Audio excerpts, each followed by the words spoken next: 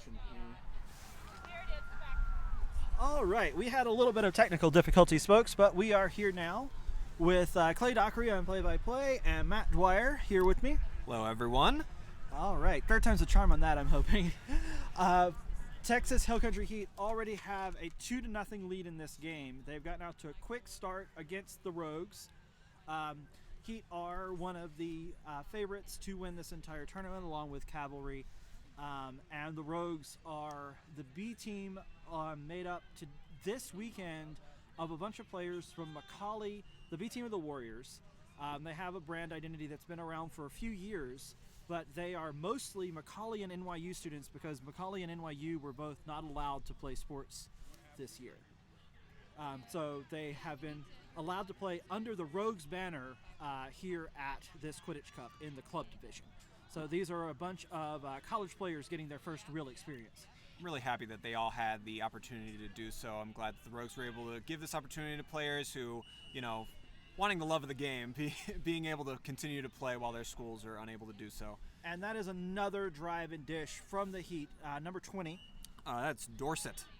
Dorset from the Heat just puts them up 30-0. As we've kind of been establishing, this is probably not going to be the closest of games, but we do hope to see both of the teams really put a whole lot of nice plays out on the field for you. Andrew Canto is head referee. Really what's hardest here, the biggest challenge that the Rogues have is matching the athleticism of Heat. It is borderline unparalleled in this sport, how athletic they are. You watch the movement on the field, you watch how they utilize their space. All of their passes are crisp and clean. They're jumping Rogues passes, as you've seen right here, as Dorset will run it up the far side.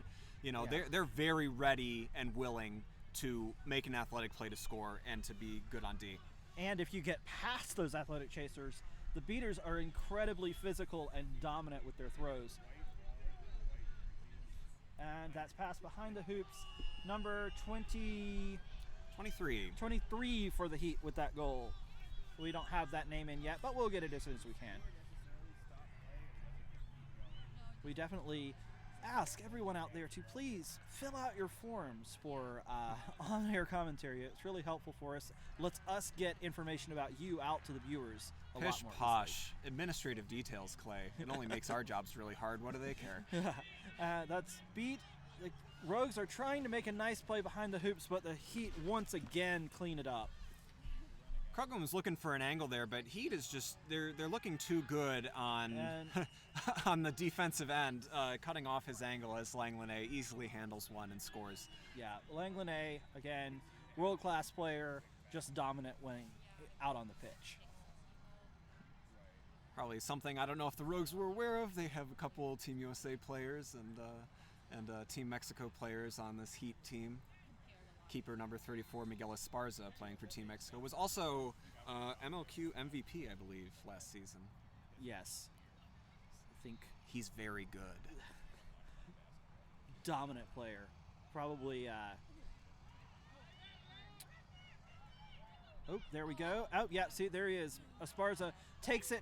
Oh, but that's a nice beat by the Rogues beater, number 25. That's Gaber Michael. And they had one little flash of brilliance there. They were able to put together a few passes before it was intercepted by Esparza. And a line change for Heat. Number 10 for Heat. That's Sam Hamowitz over to Axtell. Back into the back corner. And I think it's Mel Kite. And that is, yes, number 20. That was 27 there. 27. I'm sorry. That's 80. I was looking at the wrong player. Oh, okay. All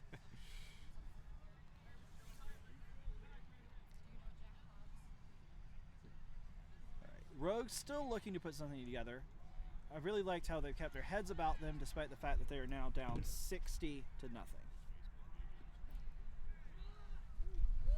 That's a pass out to the outside. Kind of gets away from the Rogues. Leads to another fast break opportunity for Heat. Number 99 now in at keeper, gives a give and go back to number 10, but that one is able to be cleaned up by the Rogues because that was just never looking quite tight for the Heat. That was uncharacteristically sloppy, I think, between Hamowitz and Axtell. Axtell's got a big grin on his face, and so does Hamowitz. I think they were just hamming around out there. When you're up 6-0 a couple minutes into the game, It's unbridled cockiness, but deserved. Andrew Axtell famously wants to move the hoops on the Quidditch pitch to the four corners. Does he now? Yes. I used to be a teammate with Andrew Axtell. I enjoy his company, but he does have a lot of ideas about Quidditch that I don't think a lot of people like. We were on the rules team for MLQ together for a couple of years. It was always interesting ideas from Andrew Axtell. Always in the name of getting that offense on the Quaffle game back to superiority. Beaters have too much power, he would always say. And he drives all the way through the Rogues defenders, takes it home himself. Andrew Axtell, even with the hoops where they should go, is still able to put it home. I think we were remiss there not to mention the Rogues' goal there. They had a nice little string of passes finished by number 0, Bashand. And so that was nice that they put that one through the small hoop. Still down by 6, 70-10 is our score. That sun is blaring out there right now. Sure, everyone is probably happier than how it was before. Well, that's for sure. All right, Rogues looking to make a second straight offensive possession work their way are unable to do it. The beat leads to a breakaway from number 0. Oh, that's number 10, Hamowitz. Oh, that's Sam Ham. Yeah, I think, you know what? The Rogues look a little tired. I think they were not expecting to have to move back to defense very fast, as a mishandled pass there is picked up once again by Hamowitz. Steals it and then kind of just with a soft release gets it through. That is now 90-10. He gets a twofer there.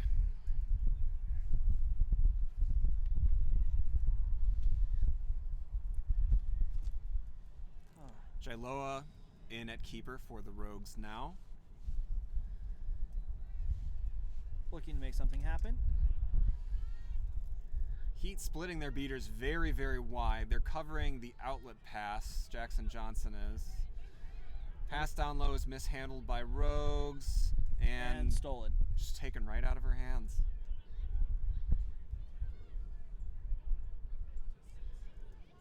So now Heat will take it back up the pitch. That's passed into Sam Ham's hands. Jackson Johnson walking up slowly, passed over. Oh, that ripper of a shot. Rip shot is.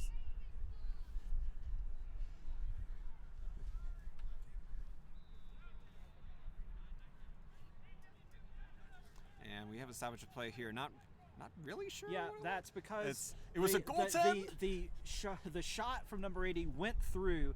The chaser knocked it back through from the other side. Oof, you hate to see goaltending goals. That just feels bad. That's just a discipline foul. And not quite sure and what Rogues were trying to do there. That's another bad pass from Rogues. And Axtell all alone passes over to Hamowitz, who knocks it home again. Absolute laser of a pass from Axtell. I'm not sure the Rogues could have done anything about that one. It is now 110-10. Texas Hill Country Heat kind of having their way with Rogues. These are the games you get experience, though. These are as demoralizing as it can be to be at a triple-digit deficit. I mean, definitely all of these Rogues players, all very fresh. That was just an ill-advised pass with Sam Ham right there. And another coast-to-coast goal from Sam Hamowitz. He's got a hat trick in 3 minutes.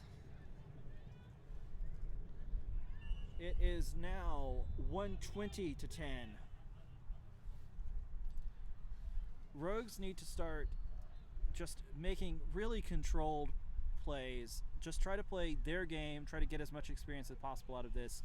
Just passes straight into the Texas Hill Country defense have not been working out for them. I think we're starting to see the point where if you're facing against a much better team, you get kind of paralyzed as to what to do, and you're not seeing a lot of chaser movement.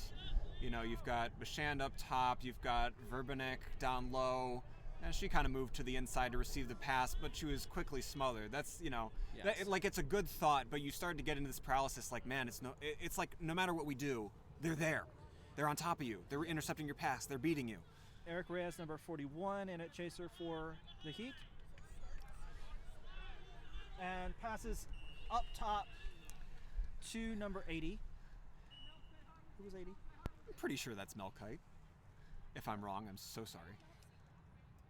That seems legitimate. And that is a couple nice shots in a row from Melkite. They've all got big smiles on their face. I think they're just having some fun out here. I'm seeing less smiles from the Rogues. 130 to 10. Rogues Chaser tries to shake off Axtell, gets the pass out, but it goes through the keeper's hands. Oh, but she is able to grab it. That is good work. Throws the quaffle down after being beat because she could not find an outlet pass. And that was, Bashan to JLA. And that was a nice, easy coast-to-coast after that mishandling by the Rogues keeper, number 72. That's just too much speed from the Heat for this Rogues roster to keep up with.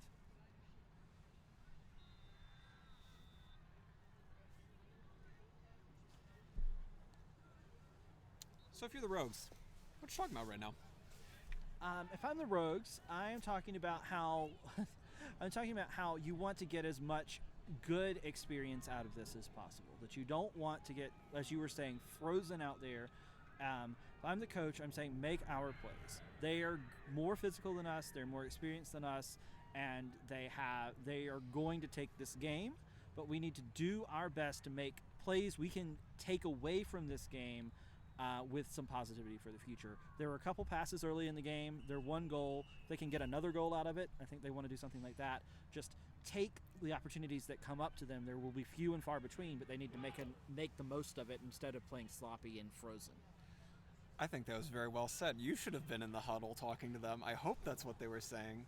I think ultimately here it's not about winning. When you're at a deficit of 130 at this point in the game, you understand that Heat are vying for the championship. It's not about you're in it to win it. You're in it to play a good game at this point. And you're looking to build and grow. And then you ideally you're talking about this at the end, hey, that was a great beat, that was a great shot, trying to make the most of it. Yes. So, number 0, trying to find something. I mean, it's definitely going to be hard for them to get anybody into that zone, but they do get the pass over, but it's immediately stolen by Reyes. Yeah, Bashan finding a nice pass in there for sure. He'd kind of playing a bit of a lazy defense, but as soon as they ran at the receiver just kind of coughed it up. All right. So that is yet another goal, 150 to 10. We are still looking for another break in this Texas Hill Country armor to be able to get another Rogues goal on the board. But they're definitely still using their set offense, still trying to break this zone from the Heat. And that was a nice look, but it's knocked away. Bashan blocked by Reyes, and now Reyes is going to go for a little run. I've been on the business end of Eric Reyes. It wasn't pretty. Oh, but that is... So there you go. There's something to take away, right? Keeper for the Rogues. That's Jaialoa. Jaialoa did not back away from Eric Reyes there. Definitely took him, wrapped him. Reyes still went through her. But the fact that she stood up and took her space in front of that hoop and slowed Reyes down was something that you can really say is a positive for the Rogues in that moment, despite the fact they gave up another goal. And there is another pass behind the hoops, another Rogues, just too much domination by the defense from the Heat. I was about to make a comment about how Heat was becoming a little lax in their defense after the last few offensive possessions of the Rogues, but it appears that they beat me to the punch in making me eat my words. They took some time in that timeout too. They did. All right, and now they are working their triangle offense. Oh, but that is real sloppy again from the Rogues. That was going to be a nice positive, a good stop off of those too many passes from the Heat. Oh, there's an injury on the field. Hopefully everybody will be all right. Kind of a miscommunication there. I think that Kilkenny from the Rogues did not understand that the beat came from Abraham, and got out of the way or off broom. Not really sure what happened there, but it was a complete miscommunication. And then Heat was able to recover the qualifier once more, put in a bouncer to Dorset on the front side of the hoops just to put it through. But I hope this Heat player is all right. Yeah, you definitely don't want to see anybody injured. Definitely not. It is especially not in a game where you are up by 160. Yeah, 170 to 10, and number 23 is getting a little help getting off the field, but hopefully it doesn't look good. All right, so what else can we expect to see the Heat do in the rest of this game? Because what you want to avoid is any more injuries like this. Yeah. So how do you think they should fill the rest of their time kind of getting through this game? I think it's all about calculated, easy plays. It's going to be a lot of passing around until you get the Rogues defense out of position, which has not seemed like the hardest thing to do for them. And then you make high percentage shots. No contested balls, no scrambling on the ground, none of that stuff. You just make sure that if you miss the pass and the Rogues player's there, all right, I won't go for it. We're already up 160. That's okay. If we don't score off this play, we'll get the next one. You just make it so that you absolutely do not risk any injury to your players. All right. So we're back in action after the entry timeout. Rogues still with one bludger, looking to bring it into the action. The bludger's beat is missed. Pass is not contained. That is a clear beat, and that is just too pretty to Esparza. So once again, another fast break goal for the Heat to make it 180 to 10. Basically, any line that the Heat put out there, it's just Team USA talent dominating the Rogues. Or Team Mexico in this case. Yeah, I always love watching Miguel play because he has a certain finesse to his movements. There's a certain, I don't know, he makes it look so fluid at all times. Like right here. That is the easiest bludger block, the easiest underhand throw to his chaser crashing on the right side. Like, he's so field aware, it's just unbelievable. Yeah, that's that is one where, despite the fact I'm sure that Esparza could have probably taken it himself, giving that extra pass was to the clear, open teammate on a completely open hoop. All right. Rogues still looking to get another something positive out of this. Pass back up to the top. Number 6 is beat. It is 190 to 10 still. Looks like a little toss back on that beat there. That's why that's a stoppage. So it's a turnover back to the Rogues. And that long pass into number 7 is unable to be converted. Gladstone's got to be kicking herself wide open at the hoops. Mishandle the singular pass. You've only got one defender to get around. Oh, yeah. It would have been nice to see Gladstone jam that one into that small hoop. Esparza with a pass over to number 20. That's Dorset. Dorset back to Esparza. Looking for number 6 to make a move behind the hoops and passes it exactly there. And this is exactly the type of Quidditch I expected now. These easy passes. Yeah. You're not putting yourself in a lot of danger. They haven't been within, 10 feet of a Rogues defender for this entire possession. And a couple missed shots there. I think they're trying to force that just a little too hard. Rogues they had bludger control at the beginning of this possession, but Esparza just takes it. Just ends just that finishes game. that. All right, it is now 200 to 10. And we hopefully are closing in on the 20-minute mark sometime soon. I haven't heard any word about the time in a little while. Rogues did a good job communicating on that one, though. I think they played staunch defense there. They forced Heat to continue to put it on the outside. They rotated properly, at least from what I could tell. It looked like they were making the right movements, which is more of what we were talking about before. This is what you want. You're out here practicing. You're putting in the good reps. Yes. And now we want to have a little. That's a nice move from number 44 to get around one of the Heat defenders, but number 33 is not able to get that high pass. Number 80 comes away with it. Yeah, that was Shea trying to get to Miller, but Shea was wrapped up too hard. And yes, another pass over to number 72 on the Heat, and is able to just be dunked in.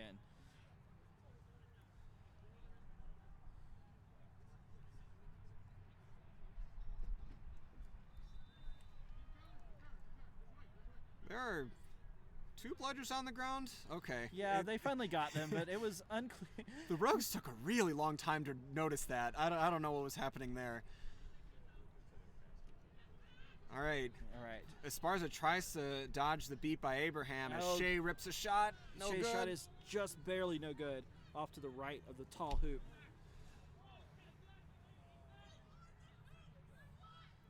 Rogues still communicating, still really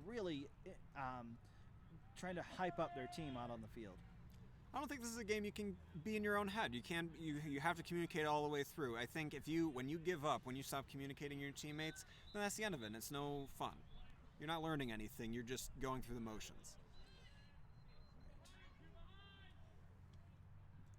All the way behind the hoops. And yeah, number 72 makes a little step up and then just shoots it through for probably the 5th goal for number 72 so far. Yeah. The jersey says Johnson. We know it's not Jackson Johnson. Yeah.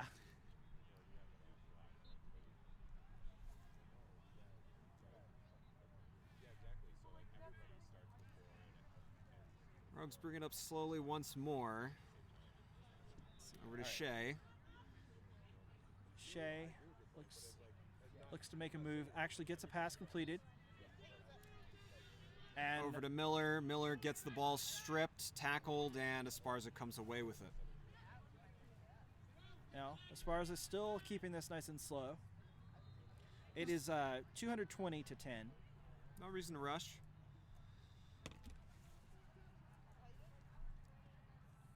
Dorsey.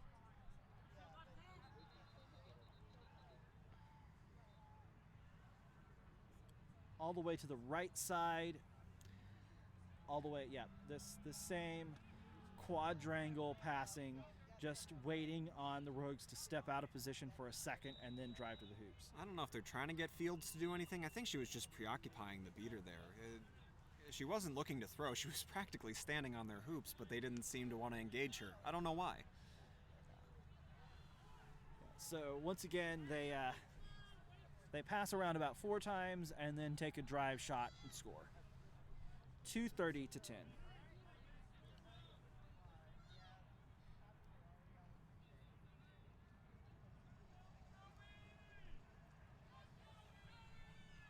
Keeping it slow. At this point, if you're the Rogues, you're thinking about the other games today. You still have to play Apollos.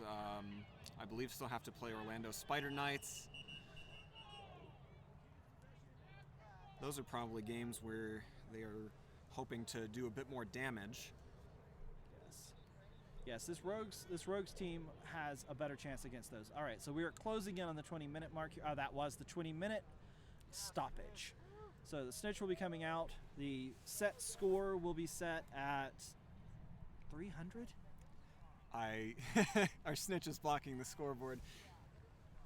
I believe it's 230 to 10, so yes. 300. So our set score will be 300, which is the leading score, which is the 230 by the Heat, plus 70.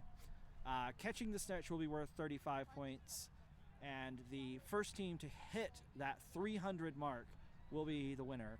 And if the Rogues somehow pull that off, then I will literally buy them all dinner. So you're saying there's a chance? You're saying there's a chance. I mean, there's always a chance. There is always a chance. Never count yourself out. If I'm the Rogues right now, I'm telling the team, hey, look, this is a good chance to practice good Snitch on pitch play. Trying to have our beaters go toe-to-toe in Snitch beater play with some of the best beaters in the country. This is an opportunity you rarely get. This is something that we can learn from, we can observe from. Now, that being said, I don't know what decision they're going to make here, because you could put your beaters on the Snitch, right? Even if you get the Snitch catch, great, 35 points, you're still down 200 some odd points.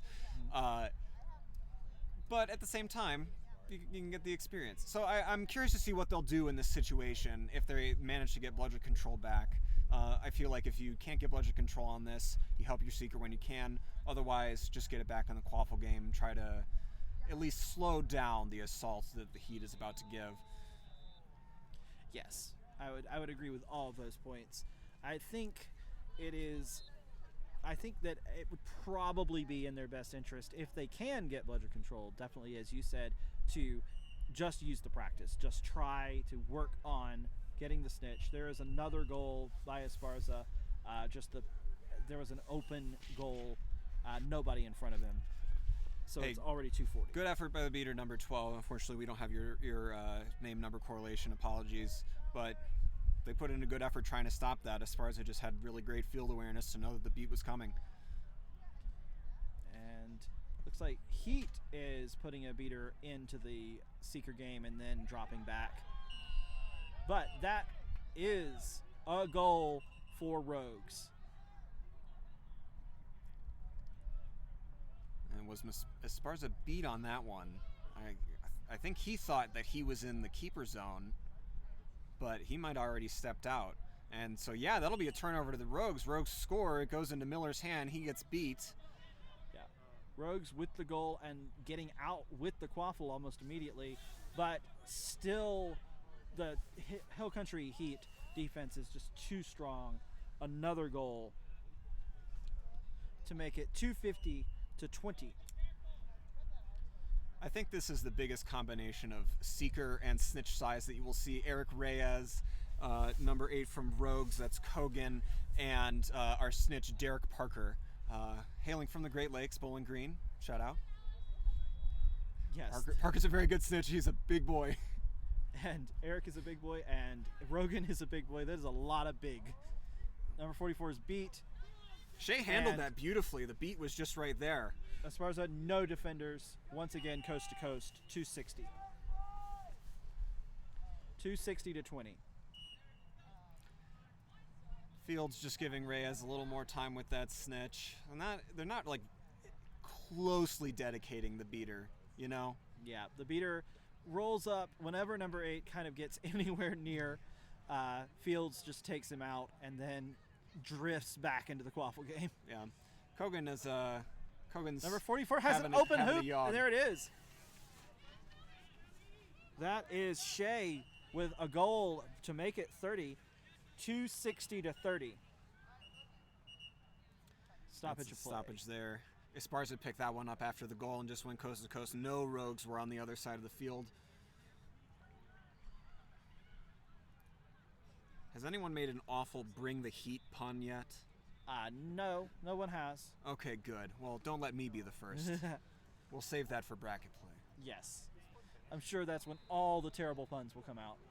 But honestly, it hasn't been bringing the heat. It's just like, and there goes Esparza again up the field. Or they run it up the field, they pass it around a couple times, the Rogues are out of position, and they score a goal. Like, I bet you no one on the Heat sideline has even broken a sweat. Yeah. And that is a yellow card on number 12, the beater for the Rogues. Didn't quite catch what that foul was. The ref crew and the assistant ref game must have seen something in those off-ball beaters.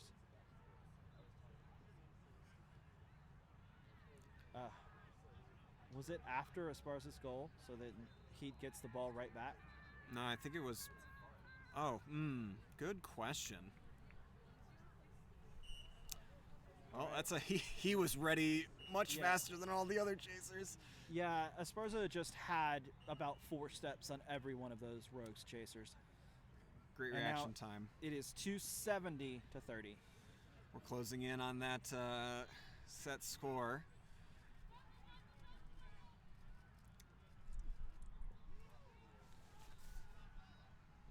Oh, number 37's beat and gets stripped away.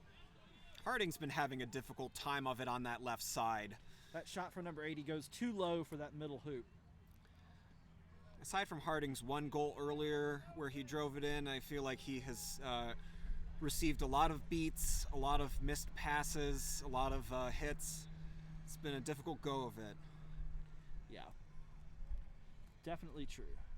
All right, Rogues here, still looking to put some respectable numbers on the scoring side of things if they can get, another 1 or 2 goals before this thing ends.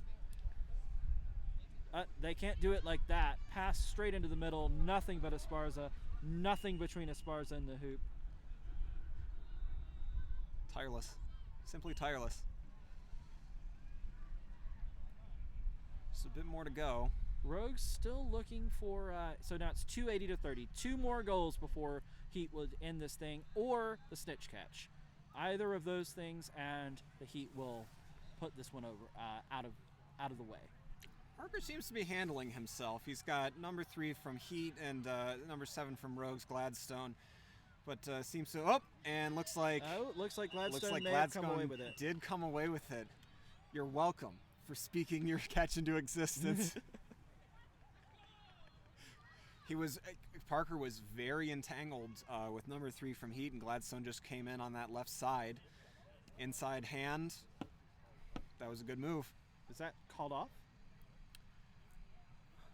We'll see what they say. It looks like it is called off. Ooh, you hate to see it. She was probably so thrilled. All right, well, we'll have to get Gladstone a Snitch catch later on. As it is, Rogues still looking to get another quaffle goal on the board. Instead, that's a pass straight into the middle. Esparza rips it away, passes to Sam Ham. Sam Ham tosses it through the short hoop. Basically nobody between these Texas Heat players and the goals on any drive at this point. Yep, Jaialoa right there. Hamwis is just right next to her. Right, she couldn't put enough mustard on it to get it to the inside, and was just handled so easily. 290 to 30. A goal for the Heat here, right here, will end it, and there it is. Slammed down by number 80. And that slam down hits 300, and Texas Hill Country Heat do take this game to go 3-0 on the day so far. Rogues fall 0-3. Both teams have one more game left to play, I believe. And this is the end of this game between these two Pot Y teams. We have a real barn burner coming up next. University of Texas versus Harvard from the pool of 6 teams. Who do you have on that one? I have University of Texas. I think that Harvard is going to give them some strategic play, right? Harvard is a really well-coached, smart, and thoughtful team. Unfortunately, so is UT. They are. I think Harvard will show them a lot of technical class. However, UT is just simply too powerful. Yes, there's just too much skill from this kind of potentially dominant all-time Texas team coming back after the break here. And I think they want to show that they're still the class of the college division. All right. Thank you, Matt, for joining me here on Pitch 2. Thank you, Clay. And let's take a little break.